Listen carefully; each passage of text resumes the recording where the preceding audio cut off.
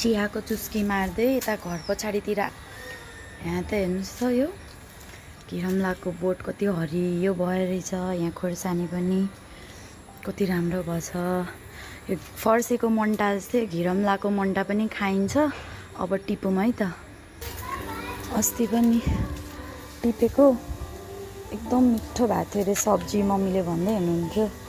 आज पनि अब टिप्नु पर्यो। यो धेरै ठुलोहरू भइरहेको छ।